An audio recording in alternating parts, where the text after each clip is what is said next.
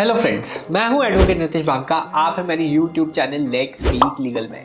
आज मैं आपके सामने एक बहुत ही बेहतरीन वीडियो प्रस्तुत करने जा रहा हूं। आज मैं आपको ये बताने जा रहा हूं कि सेटलमेंट यानी समझौता कब करें और कैसे करें। ये दो इम्पॉर्टेंट क्वेश्चन हैं जो मैं आज इस वीडियो और अपने जो मेरे क्लाइंट्स हैं जिनको मैं हेल्प करता हूं उसके एक्सपीरियंस से आज मैं आपको बताने जा रहा हूं। तो पूरा वीडियो देखिएगा तो तभी आपको आइडिया होगा कि कैसे जो है आप सेटलमेंट या कॉम्प्रोमाइज मैट्रिमोनियल केसेस में कर सकते हैं। देखिए, सबसे पहले तो आपको अपनी थिंकिंग बदलनी पड़ेगी सेटलमेंट को ले। हम ये सोचते हैं कि सेटलमेंट, जब भी वर्ड सेटलमेंट या कॉम्प्रोमाइज हमारे जहन में आता है तो हम ये सोचते हैं कि क्या हम वीक हो गए हैं कि दूसरी पार्टी से हम कॉम्प्रोमाइज या सेटलमेंट की बात करें, और क्या हम वीक हैं अगर हम कॉम्प्रोमाइज करते हैं मैट्रिमोनियल केसेस में। तो हम जो है अपने ईगो पे ले लेते हैं कि सेटलमेंट या कॉम्प्रोमाइज एक वीकनेस की निशानी है और हम जो है वीक पड़ जाएंगे अगर हम दूसरी पार्टी से पहल करें सेटलमेंट करने की। तो सबसे पहले तो ये मिसकंसेप्शन मैं आपका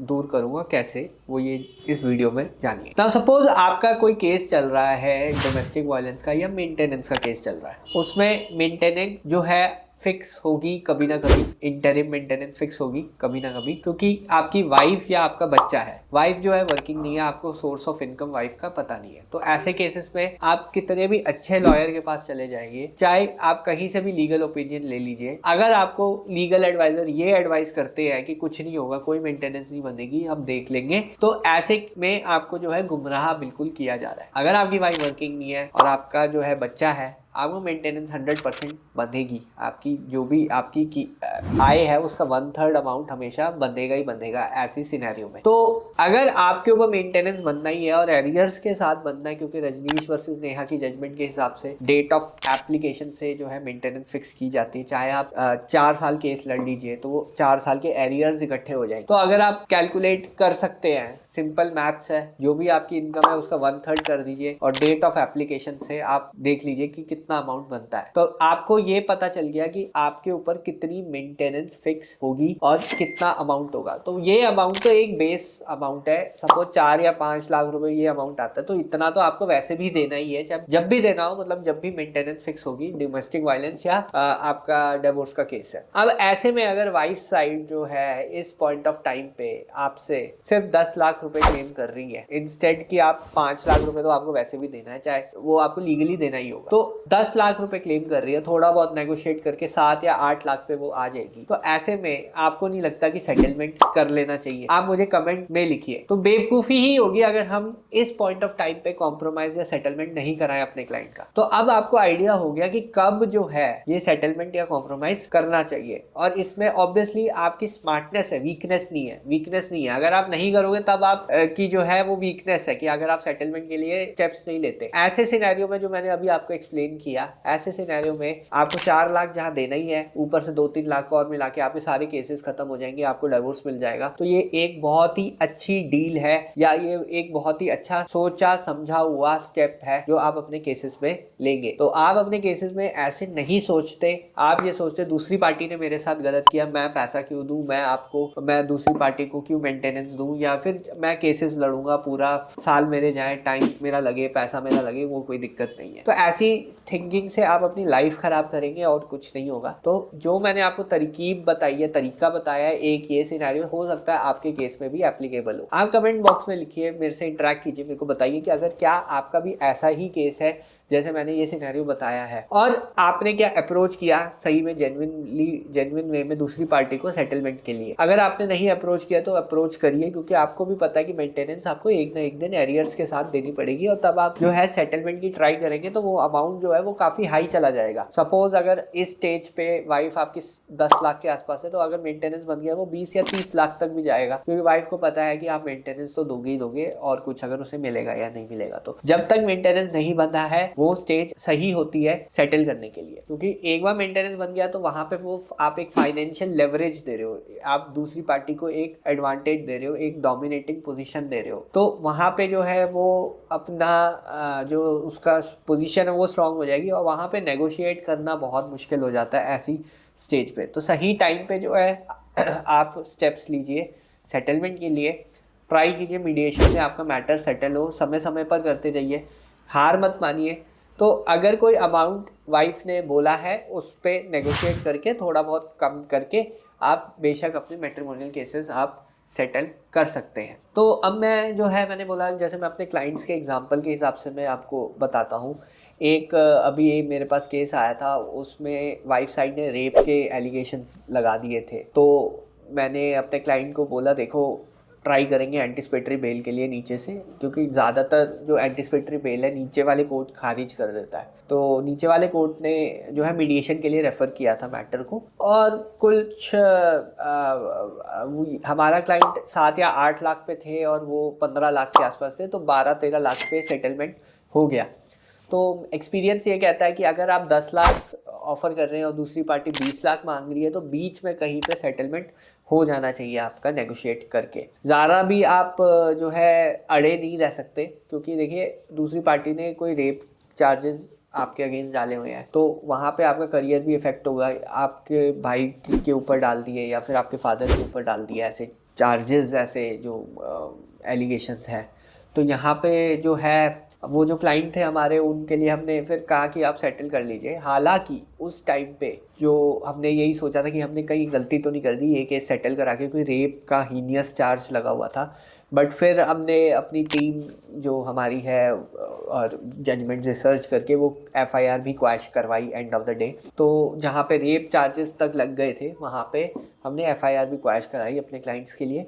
तो यहाँ पे जो है हमने बिल्कुल वो एक जो हमने देखा कि अगर आप 8 लाख 9 लाख ऑफ़र कर रहे हो और दूसरी पार्टी 15 में है तो वहाँ पे सेटलमेंट हो सकता है। बट अगर सपोज आप 10-15 लाख ऑफ़र कर रहे हो, दूसरी पार्टी करोड़ों में बात कर रही है, 50 लाख 60 लाख, बहुत ज़्यादा गैप है दूसरी पार्टी की डिमांड, वहाँ पे सेटलमेंट बिल्कुल फेल हो जाता है।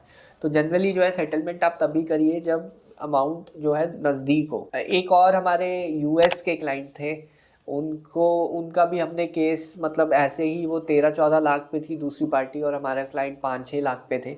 वहाँ 8 या 9 लाख में हमने सेटलमेंट करवाया है। तो मतलब वही अगेन सेम प्रिंसिपल जो मैंने आपको बताया कि अगर डिफरेंस ज़्यादा है अमाउंट का तो वहाँ पे सेटलमेंट नहीं होगा। जो डिफरेंस कम है अमाउंट का, तो आपको सबसे पहले जो है सेटलमेंट में ये फाइंड आउट करना है कि अमाउंट कितना है जो आप ऑफर कर रहे हो दूसरी पार्टी को और दूसरी पार्टी डिमांड कितना कर रही है। ये गैप जितना कम से कम होगा सेटलमेंट के चांसेस उतने ही ज़्यादा बढ़ जाएंगे। फिर मीडिएशन में आपको जो है सेटलमेंट के टाइम पे आरोप प्रति आरोप लगाने का कोई फ़ायदा नहीं है। आपको जो है सेटलमेंट के टर्म्स पे ही बात करनी है कि किस तरह से आपको सेटलमेंट करना है अपने केस में। आप अगर एक वो मंच नहीं है कि आप उसमें अपनी फ्रस्ट्रेशन दूसरी पार्टी पे निकालें। हालांकि मैंने बहुत केसेस में यही देखा है कि मीडिएशन में जब केस रेफ़र होता है तो दूसरी पार्टी पे चीखना चिल्लाना इवन हाथापाई तक हो जाती है। तो ये सब चीज़ें करने की कोई आवश्यकता नहीं है और इससे किसी का फ़ायदा नहीं होता। जब आप मीडिएशन में जब केस रेफ़र होता है और वहाँ पे हाथापाई पे बात आ जाती है, आपको अपनी लीगल प्रॉब्लम्स का वहाँ सल्यूशन चाहिए। वहाँ आपको एक बीच का रास्ता चाहिए दोनों पार्टीज़ के बीच में, और वहाँ पे आपको एक मतलब एक ऐसे सलाहकार चाहिए जो आपका केस जो है सॉल्व करे, प्रोएक्टिवनेस। अभी मैंने एक मैट्रिमोनियल केस से हट के एक केस सेटल कराया था। 100 से ऊपर एज थी मेरे क्लाइंट की। 101 साल के क्लाइंट सबसे मतलब ओल्डेस्ट क्लाइंट होंगे मेरे। इवन लिटिगेटिंग हिस्ट्री में सबसे ओल्डेस्ट क्लाइंट, उनका मैंने अभी सेटलमेंट कराया। प्रॉब्लम क्या थी, ईगो की प्रॉब्लम थी दोनों पार्टीज़ के बीच में। तो मीडिएटर का भी काफ़ी अच्छा रोल रहता है जब भी सेटलमेंट होती है। मीडिएटर का भी बहुत अच्छा रोल रहता है। और हालांकि हमने जो है वो केस बहुत अच्छी तरह सेटल करा लिया बहुत पीसफुल टर्म्स पे। तो यहाँ पे मैं आपको वही बता रहा हूँ कि सेटलमेंट जब भी आप सेटलमेंट के लिए बात करते हैं तो अपनी ईगो साइड कीजिए, क्योंकि अगर आप अपनी ईगो ले आएंगे तो वहाँ पे सेटलमेंट नहीं होगी और फिर आपका टाइम और पैसा दोनों वेस्ट होगा। हाई प्रोफाइल केसेस की अगर मैं बात करूँ, बहुत बड़े जो केसेस होते हैं वो तो कोर्ट तक पहुँचते ही नहीं है, उससे पहले ही वो सेटलमेंट हो जाती है। वहाँ पे सिर्फ जो मिडिल क्लास या अपर मिडिल क्लास है या लोअर क्लास है वहाँ पे जो है केसेस लड़े जाते हैं कोर्ट में। तो वहाँ पे मुझे जहाँ तक लगता है कि एक पॉइंट ऐसा आता है कि कई बार केस लड़ना ही सबसे बड़ी बेवकूफ़ी होती है, क्योंकि आपको भी पता है अगर सपोज 6 लाख रुपए वाइफ मांग रही है दूसरी साइड से और आपको पता है 4 या 5 लाख तो आपके एरियर्स ही होने हैं, इससे अच्छा तो मैं सेटल ही कर लूँ 6 लाख दे के। तो वहाँ पे वो थिंकिंग नहीं रहती जो मैंने आपको पहले एग्जाम्पल के थ्रू समझाया था। तो वो थिंकिंग नहीं रहती है। तो आपको सोचना है तो डीप थिंकिंग कीजिए, अपने आप से सवाल कीजिए कि आप केस क्यों लड़ रहे हैं, सबसे पहले तो किस लिए लड़ रहे हैं सबसे पहले तो, और अपने लीगल एडवाइज़र से सही ओपिनियन लीजिए। अगर आपका लीगल एडवाइज़र सही ओपिनियन नहीं ले रहा तो सेकंड ओपिनियन ले लीजिए। आपको ये एस्टिमेट हमेशा होना चाहिए कि आपको अगर मेंटेनेंस देनी पड़े सपोज़, तो कितनी मेंटेनेंस देनी होगी, कितना अमाउंट आपको पे करना पड़ेगा दूसरी पार्टी को एज अ मेंटेनेंस या एलिमनी। अगर वो अमाउंट जो वो आस्क कर रही है उसके आसपास है और आपको लीगली भी वही देना है, तो सेटलमेंट करने में ही आपकी भलाई है। और कितना इसमें टाइम क्रूशल होता है, टाइम जितना निकलेगा वो अमाउंट भी हो सकता है बढ़ जाए बाद में। तो बेटर है कि आप वो पहले अपना असेसमेंट कीजिए। आपको ये चीज़ असेस करनी पड़ेगी कि दूसरी पार्टी आपसे कितना मांग रही है पैसा और आप कितना देना चाहते हैं और लीगली आपको कितना देना है। ये 3 पॉइंट्स आपको जो है करना है। उसके बाद आप कुछ और एस्टिमेट भी लगा सकते हैं, जैसे कि आपका टाइम और लीगल एक्सपेंसेस कितना जाएगा और मेंटल हैरेसमेंट की कुछ कीमत होगी, क्योंकि हम जो है अपनी मेंटल हैरेसमेंट और स्ट्रेस की कोई कीमत नहीं लगाते हैं। ये हमारे साथ बहुत बड़ी प्रॉब्लम है।